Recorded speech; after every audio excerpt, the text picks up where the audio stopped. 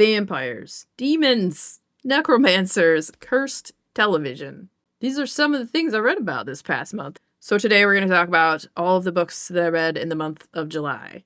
A lot of horror and a bit of fiction. So first up, we read Make Me Better by Sarah Gailey. And this follows the story of this character who goes to this festival called the Salt Festival that's on this like little island. And there's basically this group of people that live there, and they're a cult. Let's just call it what it is. They're a freaking cult. And the main character wants to be fixed. She feels like all these things are wrong with her, and if she can just figure out what it is and how to be fixed, like she thinks that living on this island with these people is the answer to this. But, you know, these people might be really messed up, and who's to say they're not a murderous cult? But maybe they don't view it like that. I don't know. No one really disappears, right? This book, it was interesting. I didn't love it, but I liked the idea of it. It's really weird, and it's like, it really shows you how someone can so easily be sucked into a cult because just this sad, desperate desire to be heard and to be listened to and to have people love them. And these things just weren't happening to this person. And when she goes to this island where these people are, like, she gets that, and that makes her feel like she belongs somewhere, and she hasn't really felt that way. So she gets sucked into this cult, and it's sad, and it's depressing, and it's really effed up. And honestly, the story just kind of depressed me, or maybe that's the point of it. I read the whole thing, and I didn't DNF it, so it held my attention, but man, is it sad and depressing. And it sounds interesting, and you like sad and depressing books, maybe check it out. So after that, I read a book called Underwater by Tara Meenan. And this is a book about grief. Oh, hey, Sin, you're reading a lot of depressing books lately? But this book was so beautiful, and it celebrates the moments of when you did have that friendship and that you were so lucky to have this person in your life while they were still there. And so it's sad, but it's also like a very beautiful and eloquently written book. So there was this girl, her and her father, the mother died. And the father goes and moves them to Thailand so he can finish the mother's research and kind of just, you know, work through his grief there. And when the girl goes to the island, she ends up meeting this other girl named Ariel, and they become like the best of friends. And you get to see their friendship and what happens. And then when the big tsunami hits, she loses her friend. So, you know, she's had a lot of like loss in her life from early on when she's younger. And, you know, sometimes stories about grief can be really gut-wrenching, and there's parts that are, but it's also so freaking beautiful, and it was so well written. It's a little novella. There's a nice balance. It's sad, but it's also hopeful and beautiful. And there's also really beautiful descriptions of, you know, swimming underwater and being in the forests and the beach and stuff like that. But then there's also these darker moments of describing different ways of how death is and these weird dreams that the main character had that were kind of messed up and stuff too. So it was quite the read. All right, so after that one, we read a vampire book, and that is Hollow by Selena Myers. And Selena Myers is a TikTok sensation. And so I don't typically read books that are, you know, big books on TikTok or TikTok sensation books and whatnot, but I love vampire books. So, like, I'm willing to read any vampire book. If you've seen my video that I did about, like, just Hollow in general, I kind of talk about that and all the different, well, some of the different vampire books I've read over the years. I did not mention them all. There's a lot. So this book, I thought it was a really fun read. It's a little bit different from, like, traditional vampirism, but it's still, like, you need to drink blood. The whole history of how the vampires kind of came to be is laid out in this, which I thought was really interesting, and just how there's these two different families, and the main character in this, I think her name is Mia, she has to make a decision once she's like pulled into this vampire world because she gets turned, because she ends up being in a car accident and she was going to die, so they turn her because they've been watching her for a while, and she had the ability to speak to like dead people. So like these vampire families kind of look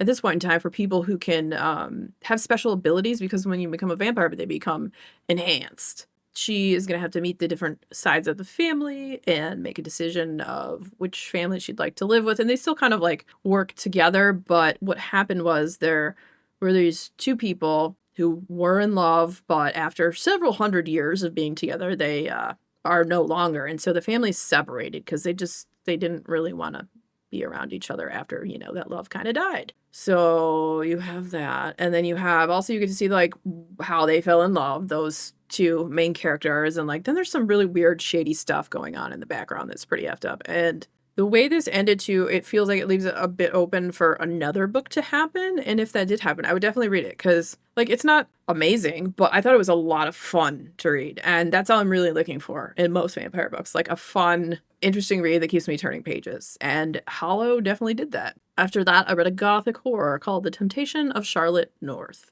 by Camilla Bruce. I liked the first half of this book. You kind of empathize with the main character, Charlotte, but as the book goes on, she becomes like this horrible, selfish, evil sack of crap. And I no longer empathize with her. Honestly, kind of hated her. Thought she was an a-hole throughout this. And then it's this whole thing where she's like attracted to the priest, and the priest is married, and like the priest is just like this sniveling little shell of a man who is a raging alcoholic, or he becomes a raging alcoholic, and he just, he gives into his lust and he sucks. Like he was very unlikable, and like the main character became very unlikable. And then it's like weird because at some point one of the side characters, this Ruth woman, who was honestly ended up being like the only redeeming thing about this book for me, because I read the whole thing too, so like it kept me turning pages, but like the second half just, ugh. The first half was really good. That's why I'm like conflicted here, because like the first half was atmospheric. It was good. You're like, the things that people are doing and saying to Charlotte, that sucks. But then she just became part of the suckness. She didn't rise above it. She like just became an evil twat, basically.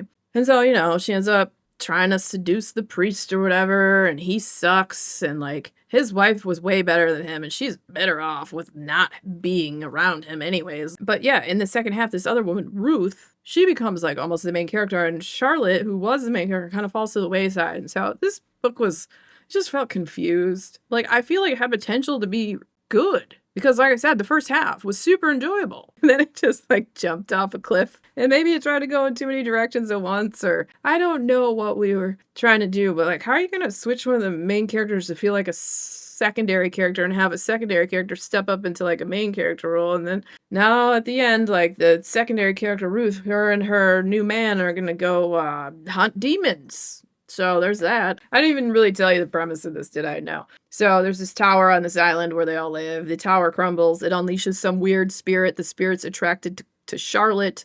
And when she kind of works with the spirit, it gives her these powers. So she's able to corrupt and do these terrible things.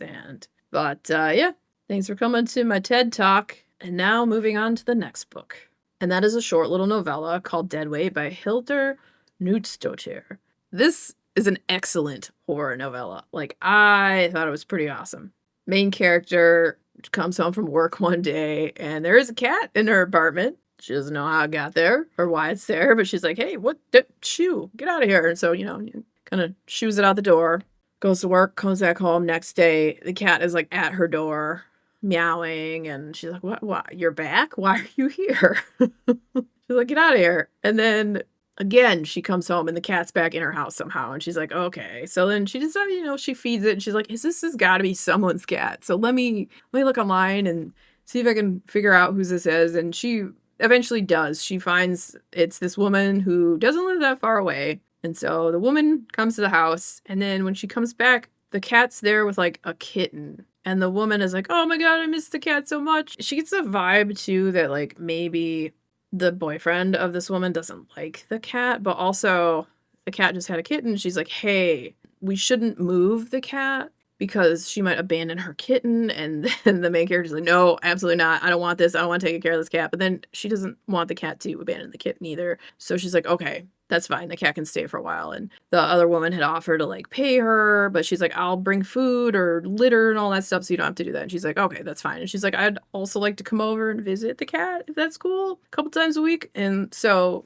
she's like, all right, okay, I guess that's fine. And so she starts to come over and visit, and like they start to form a friendship, and then finds out that like the woman who's coming over to visit like is not in a good relationship, and it seems like the boyfriend dude probably beats her, and eventually like he finds out that she's coming over there and things don't go very well. Yeah, so in the beginning of the book too, you have the main character talking about how like she had always had an idea of what she'd do if she ever had to get rid of a dead body. So like foreshadowing.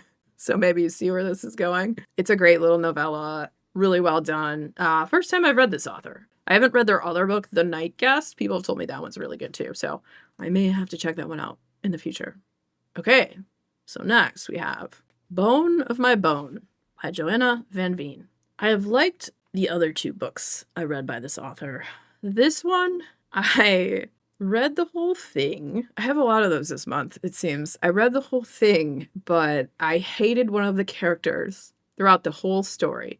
Now, sometimes I'll hate the character and still enjoy the story, and sometimes the character will redeem themselves. But in this, like the nun, Sister Ursula, she's so stupid with everything she does. Like, she's letting, like, frickin' zombies in the door. She's putting her and this other woman in danger. So there's a war going on. It's like the 30 Years' War.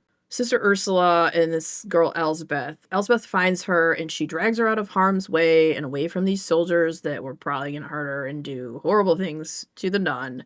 And the nun is just always like, oh, well, God will protect us and this, that, and the other. But it's like, and then she just doesn't think to maybe like look out for herself and like, la-di frickin' don. She never gets smarter. They fall in love and there's like a romance, but it's like the most unappealing sapphic romance that I've maybe ever read. And I've read a lot of really good ones, but this one was just Elspeth's describing her lover as having cow eyes, and it's like, that's a weird choice. And then describing like one of the love scenes, it's like, she tasted of meat and brine and fish, and I was like, ew. Why would you describe it like that? Like, are you trying to turn me off? Maybe you are. Maybe that's the point. I don't think it was. It was some of like the most non-appealing sex scenes that I've read. It was not good. Okay, redeeming qualities. Like, I liked the rest of the story minus Sister Ursula.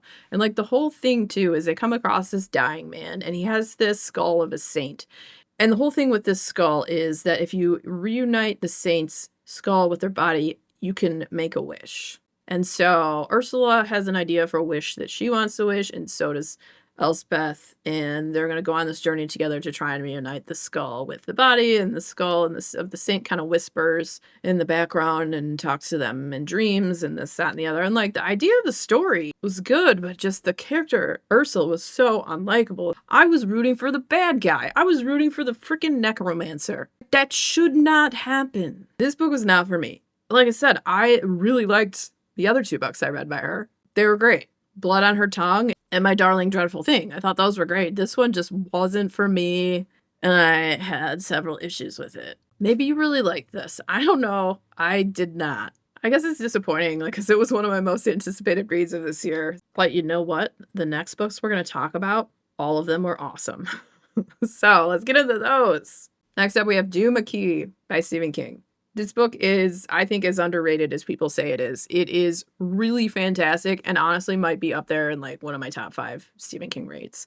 It's about this man. He loses his right arm in an accident on a construction site. He's in his truck and like a 12-story crane falls and like crunches his car. So he gets like a traumatic brain injury and it messes with his memory for a while. He can't say words correctly. He has a lot of anger. This leads to his divorce because he tries to strangle his wife with one arm and he tries to stab her twice. So she's like, I can't do this. No. He's going to a therapist. Therapist gives him this weird, like, red-haired doll. It looks like Lucille Ball from, like, I Love Lucy. It's his, like, rage doll. So he's supposed to take out his anger on that instead of the people around him or his family. And then his therapist also is like, maybe you need to change of scenery. Because it was up in, like, the northern-ish Midwest. Was it Minnesota? I think it was maybe. And so he goes down and moves to Florida, to Duma Key, which is an underdeveloped key. There's, like, this other lady that lives in this huge, like, giant house down at the other end of the key, and there's her caretaker Wireman who takes care of her. And so he goes there and decides like to try and heal, and his therapist Dr. Kamen is like, is there anything that gives you joy? And Edgar, who is the main character, is like, well, I used to sketch. And he's like, okay, I want you to start doing that again because you're going to need hedges against the night. When he gets there, he starts drawing and eventually he starts painting. And it turns out he's really, really good. And it seems like his paintings are almost coming to life and that they are portals for ghosts. And there's this weird effed up history with the whole key that ties into like this Elizabeth Eastlake lady that lives down at the other end of the key. And eventually he meets her and he meets Wireman, and Wireman becomes like one of his really good friends. It's a slow burn and it's such a good story. That's one I'll reread again in the future. If you haven't read Duma Key and you're looking for a good like summer horror read, I mean, you could read it in the winter, but you know, it's beachy, it's summery, it's horror, it's weird, it's spooky and creepy and so many things. Would highly recommend. All right, so after that one, I read Knock Knock Open Wide by Neil Sharpson. And I read this one because I read The Burial Tide and it was awesome. I thought this one was awesome too. I might have even liked this one just a little bit better. They're both fantastic. But this one is it's about like cursed television. There's this television show called Pekin, and there's whoever Pekin is, this box, and Pekin lives in this box, and it's like a children's TV show. And if people start behaving negatively or mean or whatever, Pekin threatens to come out of his box. But he never really comes out. But it seems like Pekin might be some weird effed up entity. But then you follow the story of the main character, and she lives with her mother. Her mother is really horrible, and one night her sister invites her to come to this party, and she's like, take mom's car. And the sister had moved out like a while ago, and she was watching over like the aunt's house or something, like out in the countryside in Ireland. And she's like, I can't just take it. You know, she's not going to let me. She's like, I didn't say to ask for permission. Just take it and then worry about that later. And she's not going to go. But then she's like, hey, I talked to so-and-so, which was like her boyfriend. He's going to be there. And she's like, oh, okay. She's like, she kind of wants to break it off with him. So she goes to the party. She ends up talking to her boyfriend, and then he ends up proposing, and then she ends up saying yes. And then she realizes she does want to marry him, and she does love him. And he gives her this weird ring. It's got like a woman on it. There's a sapphire, and it's kind of too big, and she's going to have to get it resized. She has to leave, though, early from the party the next day because she has to get to work. So she crashed there. It's her sister's house and whatnot. And she talks to her sister before she leaves, and her sister's like, so? Because she knew that the guy was going to propose, and she's like, here's the ring, and da-da-da-da, and so she leaves. And when she leaves, she's driving, and she seems like she feels like she's in a haze and whatnot. And then as she's going, she sees a dead body in the road. And for some reason, she decides to get out the car and go look at it, and there's this dog, like, chewing on its face, and she's like, get out of here, you know? And then she's like, oh, I can't just leave this here. I should put the dead body in my car and take it to the Garda, or whatever. That's, like, the police force. So instead of leaving it there, she manages to pick it up and put it in her car, which is super effed up. And then she doesn't end up going to the police. She ends up going to a weird random farmhouse. And she basically like passes out when she gets out of the car. But the people at the farmhouse seem to be expecting her. And then she goes missing for a while. But then she turns back up. And everyone wants to know where the heck she had gone. And then you fast forward to current times. And there's another story of these two other girls, which is the daughter of the lady who went missing. You know, she ends up showing back up. Her and the dude end up getting married, and then they have a kid, and then you get into their kid's story. All the weirdness and like what happened to the mom and why were those people expecting her. And it's weird and it's effed up, and it's like there's all these strange entities and underlying forces of stuff that's going on. And it was a great horror read. I really liked it. Yeah, if you haven't had a chance to check out Neil Sharpson yet, I would highly recommend him. He's pretty awesome. Okay, so after that we read Invasive Species by Ellery Adams. I got this book because there was tentacles on the cover, and I like weird kind of Eldritch horror books. If you have any aversion to kids under the age of 13 being eaten by some sort of tentacly monster, then maybe don't read this book.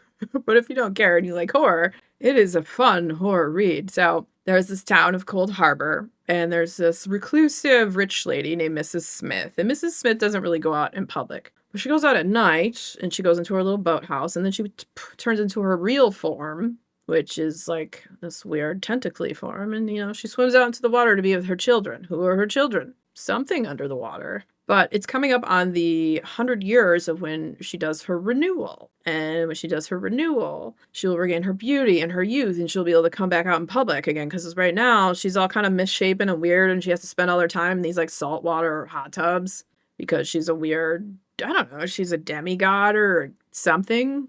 She's very old and ancient. And so to renew herself, she needs to eat 9 human man children. They can be girls or boys, doesn't really matter, but they have to be pure, which I believe means they should not have had sex yet, is what I'm guessing at. So she eats really young kids, like 13 and under. You know, she would probably eat a baby. I don't know if she didn't eat any like baby babies. And what's funny is they're not really sacrifices at this day and age because she goes and she hunts them. Back in the day, people used to like bring the kids and sacrifice them to her. But now, you know, modern day and time, people don't believe in any of that crap. They don't believe in monsters, which is part of the problem too. Like none of the adults in the town believe there's an actual monster because like some of the kids end up seeing some crap, but they know they can't tell the adults because the adults aren't going to believe them. Except for there's this one housekeeper, Una, and she came from Iceland, and her sister was taken when she was younger. Like, her dad was a fisherman, they were on this boat, and she saw this creature pull her sister under and, like, saw its weird eyes, and so she's gonna help these kids that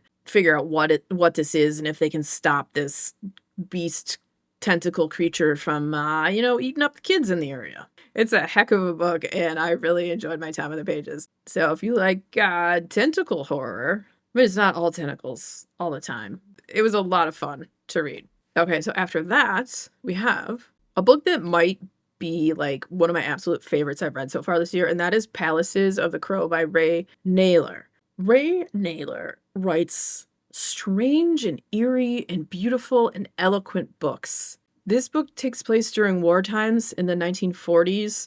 You have, you know, the Red Army, Russia, and you have the Nazis, and you also have Lithuania, and everyone's basically murdering everyone and turning people in and this, that, and the other. And so this follows the story of this girl, Naraya. When she was younger, she made friends with these crows, and these crows bring her gifts and different things when she's at the shtetl that her family stays at. And there's one morning where her favorite crow that she's named Buster is like going, "Caw," you know, and yelling at her to follow him. And so she follows him into the forest, and he basically saves her life because war comes to her village. Most of the people that were there do not survive.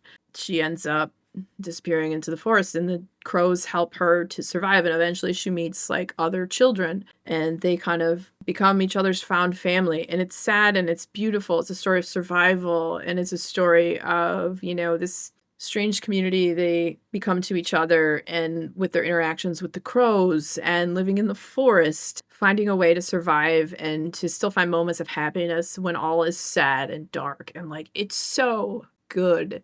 This is my favorite one yet. Like, I really loved The Mountain and the Sea, which is like humans and octopuses and discovering their language and stuff. So like, there's always like a human animal element in these books. And so this one was crows, and I really have a weird fascination with crows. And if I could ever figure out how to get them to our yard and make friends, you know, I need to hang up shiny things and put out food for them or whatever. I just never see them in my neighborhood. But anyways, this is my new favorite Naylor book. It's so good and is quite possibly the best book I've read so far this year. I have 3 books that are non-horror that I've really loved.